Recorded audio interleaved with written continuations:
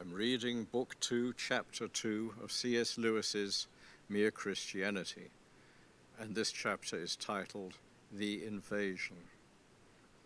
Very well then, atheism is too simple, and I will tell you another view that is also too simple.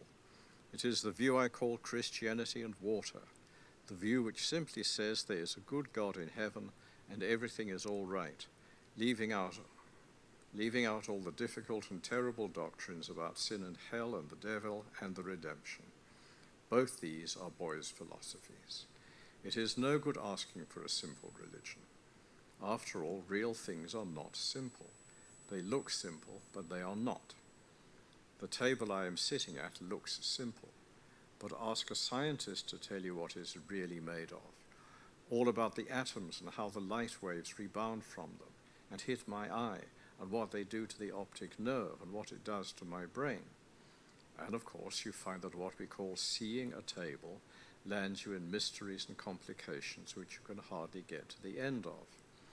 A child saying a child's prayer looks simple, and if you are content to stop there, well and good. But if you are not, and the modern world usually is not, if you want to go on and ask what is really happening, then you must be prepared for something difficult. If we ask for something more than simplicity, it is silly then to complain that the something more is not simple. Very often, however, this silly procedure is adopted by people who are not silly, but who consciously or unconsciously want to destroy Christianity. Such people put up a version of Christianity suitable for a child of 6 and make that the object of their attack. When you try to explain the Christian doctrine as it is really held by an instructed adult, then they complain that you are making their heads turn round and that it is all too complicated, and that if there really were a God, they are sure he would have made religion simple because simplicity is so beautiful, and so forth.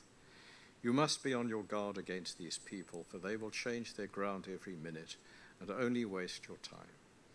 Notice too their idea of God making religion simple, as if religion were something God invented, and not his statement to us of certain quite unalterable facts about his own nature. Besides being complicated, reality is, in my experience, unusually odd. It is not neat, not obvious what you expect.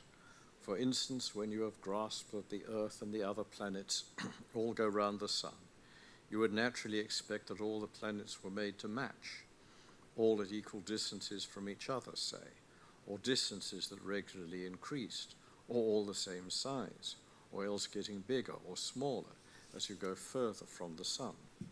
In fact, you find no rhyme or reason that we can see about either the sizes or the distances, and some of them have 1 moon, one has 4, one has 2, some have none, and one has a ring. Reality, in fact, is usually something you could not have guessed. That is one of the reasons I believe Christianity.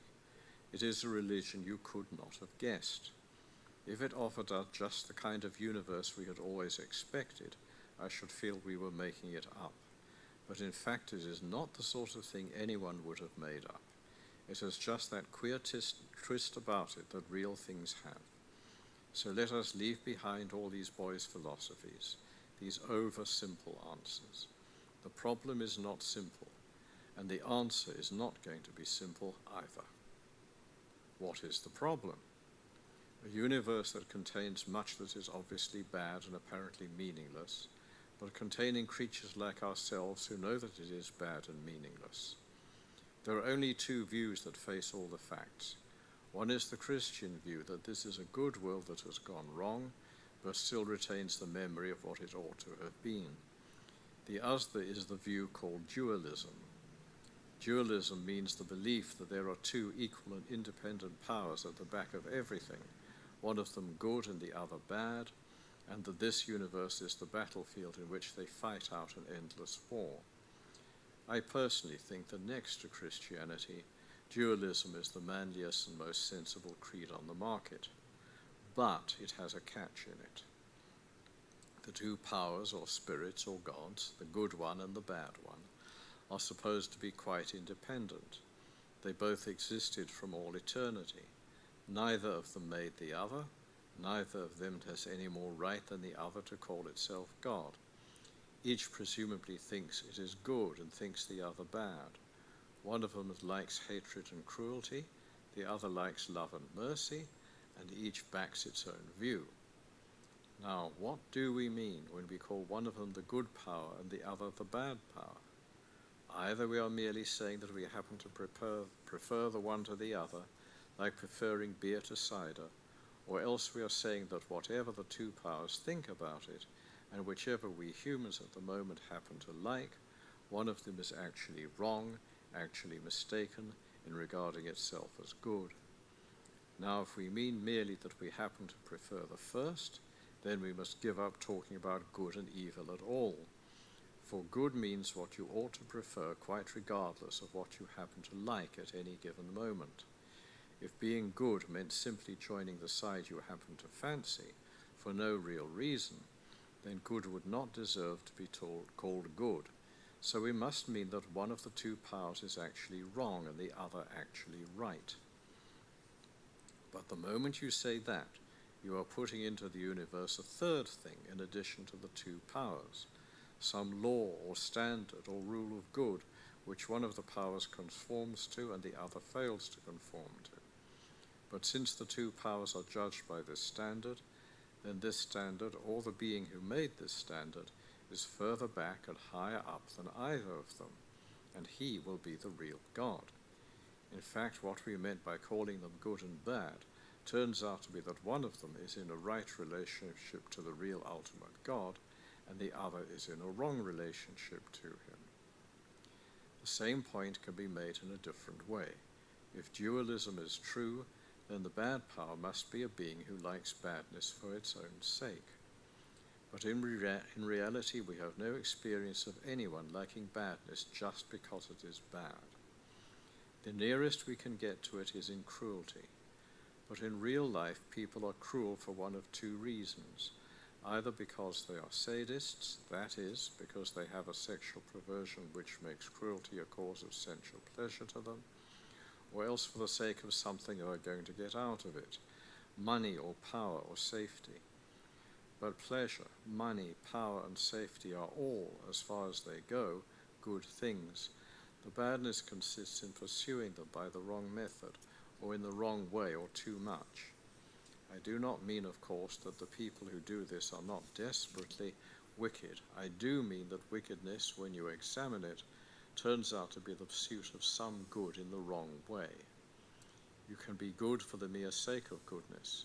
You cannot be bad for the mere sake of badness. You can do a kind action when you are not feeling kind and when it gives you no pleasure, simply because kindness is right. But no one ever did a cruel action simply because cruelty is wrong, only because cruelty was pleasant or useful to him. In other words, badness cannot succeed even in being bad in the same way in which goodness is good. Goodness is, so to speak, itself. Badness has only spoiled goodness. And there must be something good first before it can be spoiled. We call sadism a sexual perversion, but you must first have the idea of a normal sexuality before you can talk of its being perverted.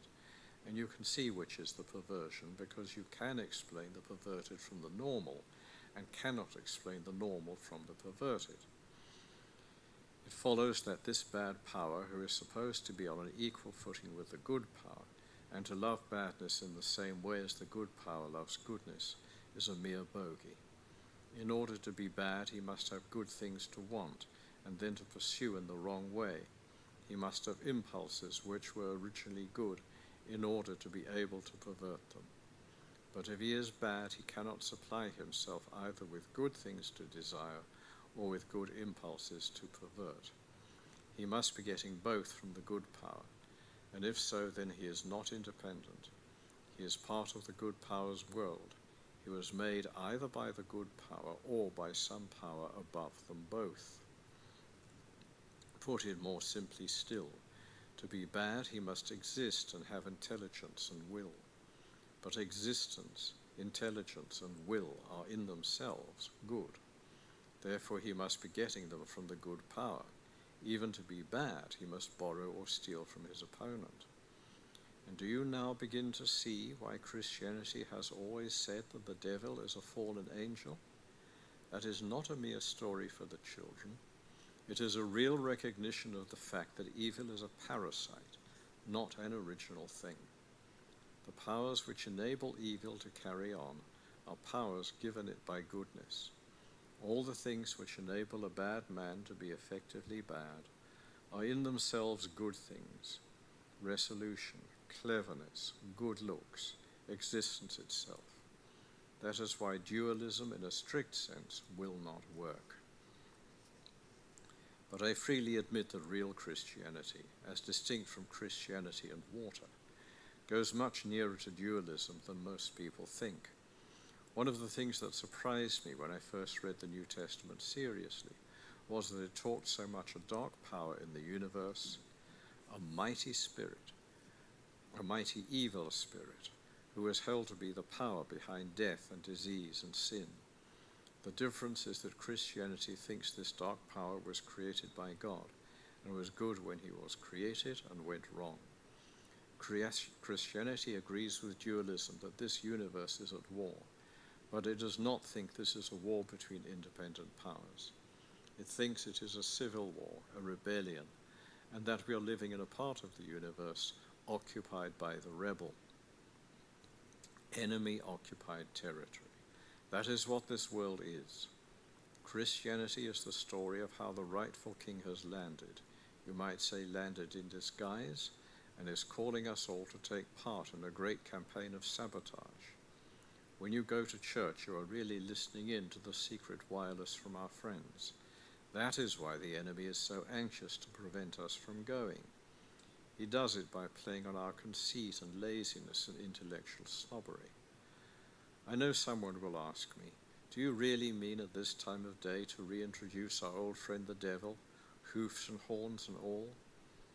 Well, what the time of day has to do with it I do not know, and I am not particular about the hoofs and horns. Better, I would say to that person, don't worry, if you really want to, you will. Whether you'll like it when you do is another question.